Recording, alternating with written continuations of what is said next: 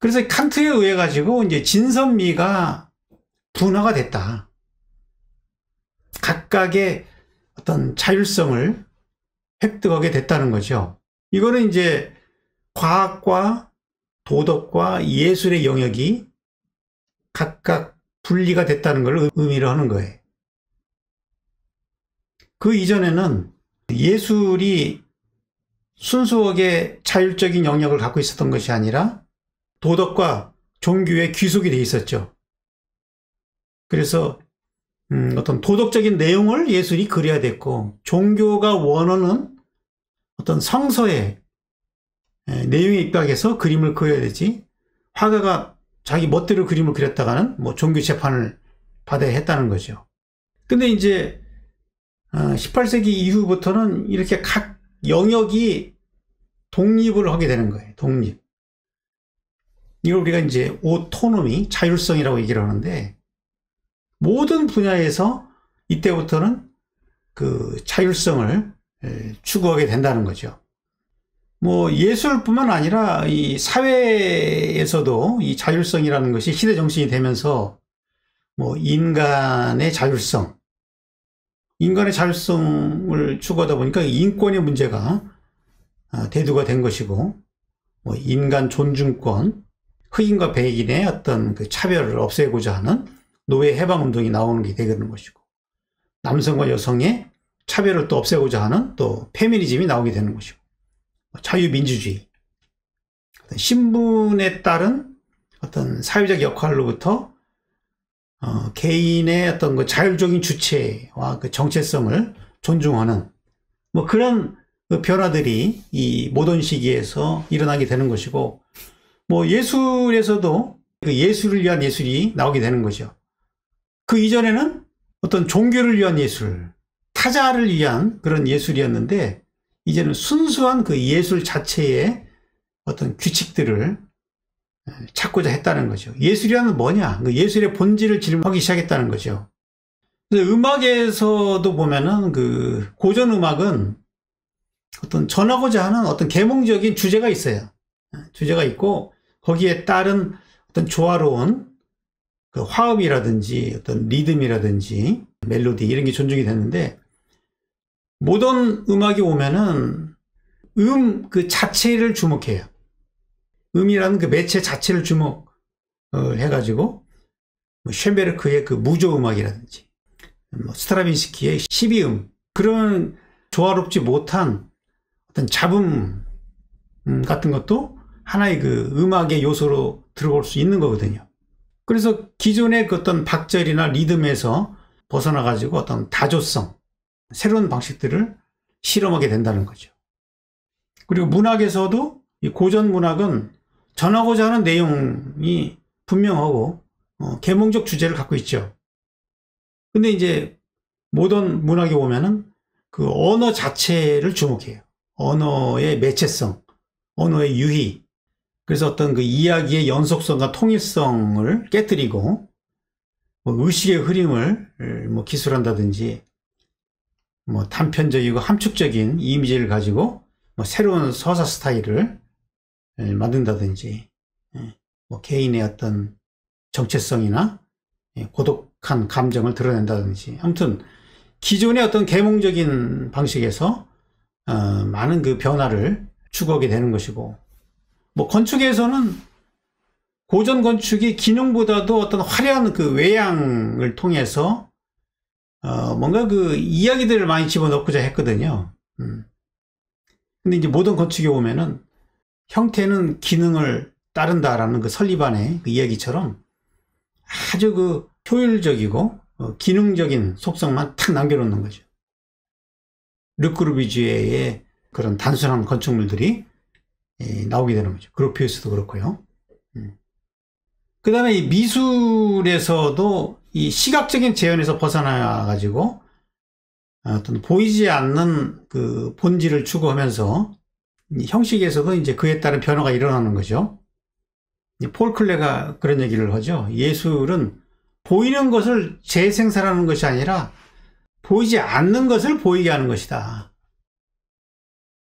보이지 않는 게 이제 본질이죠. 본질을 드러내는 것이다 라는 그런 얘기를 했는데, 근데 이제 이런 목적이 사실은 그 목적 자체가 이 모순과 딜레마를 안고 있어요. 왜냐하면은 보이지 않는 그 본질의 세계라는 것을 눈에 보이게 만드는 순간 본질의 성격이 상실되는 거잖아요. 왜냐하면 본질은 보이지 않는 거기 때문에. 그걸 어떤 식으로든지 물질로 붙잡을 경우에 본질이 상실되는 그런 어떤 딜레마를 안고 있는 거죠.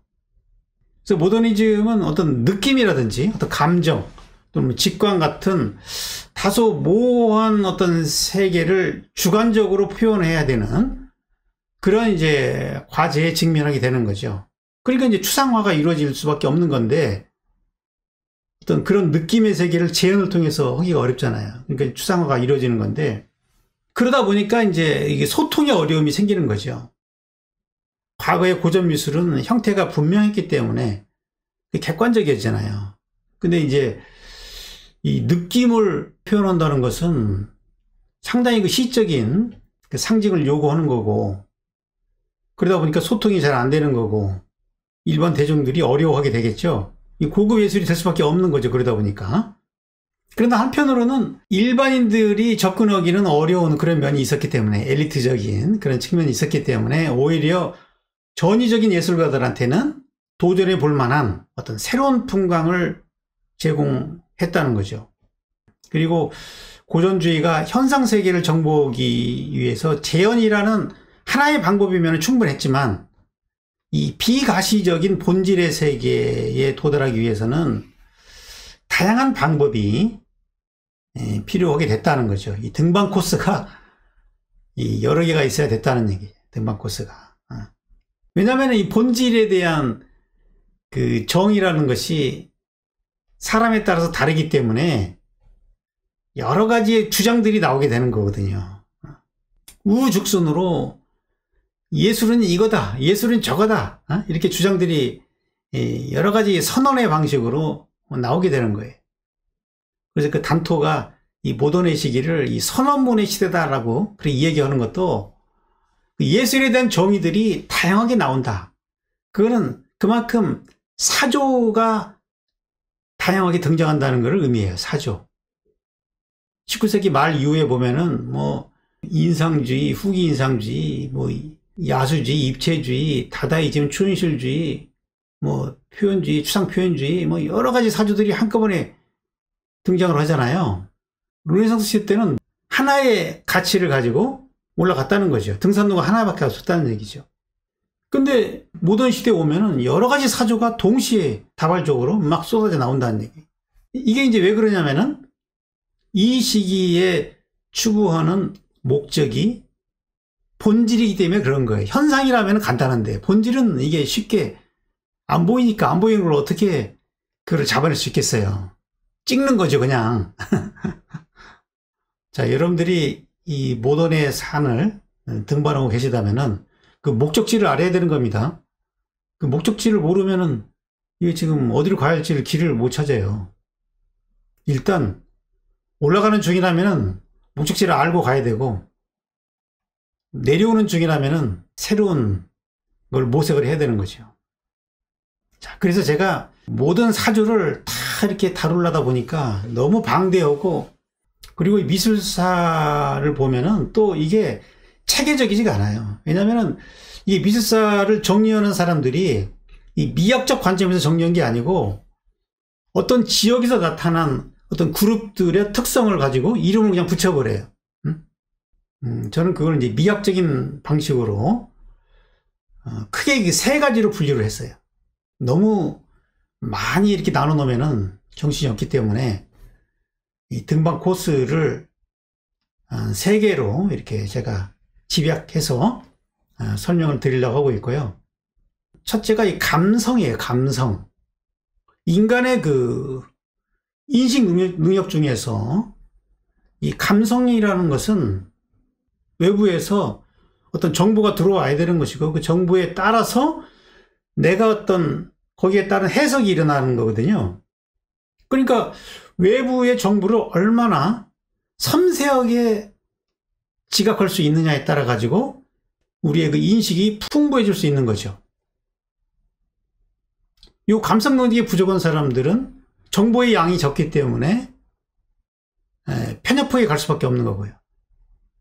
이게 이제 사람에 따라서 이 감성 능력이 차이가 있는데, 여기서 이 감성이라는 거는 이제 오감을 통해서 우리가 이제 파악하는 능력인데, 그러면은 이 고전주의에서도 이 감성을 쓰지 않느냐 이렇게 말할 수 있잖아요. 그죠? 이 시각을 사용하잖아요, 고전주의도. 근데 이 감성을 사용하는 목적이 달라요. 고전주의에서는 이 감성을, 시각을 쓰는 이유가 현상을 파악하기 위한 감성이에요. 그러니까 원근을 파악하고 명암을 파악하고 이런 감성을 말하는 거거든요. 근데 본질을 위한 감성은 그건 차원이 좀 다른 거예요. 이 본질은 아까 말씀드렸지만은 이게 파동의 세계로 존재하고 있기 때문에 그걸 예민한 사람들은 기운으로 그걸 느끼는 거지, 파동을. 감성을 통해서 우리가 느낌이 만들어지는 거죠. 그러면 보이지 않아도 우리가 느낄 수가 있는 거죠. 우리가 어떤 사람 옆에 있으면은 그 사람의 기분이 느껴지죠. 슬픈 사람 옆에 가면 괜히 나도 슬퍼지는 거잖아요. 보이지 않지만 느껴진다는 거죠. 이 감성이 이 본질의 세계에 도달할 수 있는 하나의 길이라는 거죠. 물론 뭐 한계가 있지만, 그 다음에 환상이라는 거는요, 그런 외부의 자극이 없이 내 스스로의 상상을 통해서 뭔가의 이미지를 만들어내는 거예요.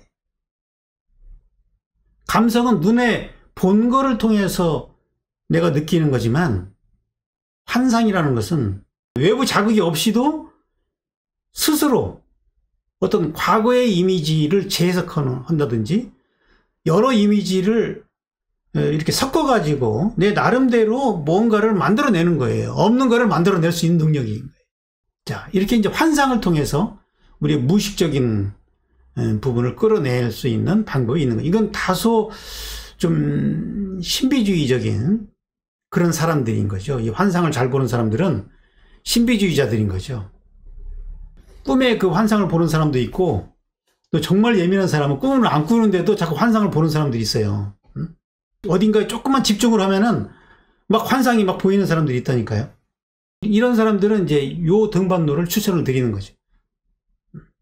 그리고 이 지성이라는 거는요, 우리의 그 사고 능력을 통해서 보이는 것의 그 구조를 분석적으로 파악해 들어가는 거예요.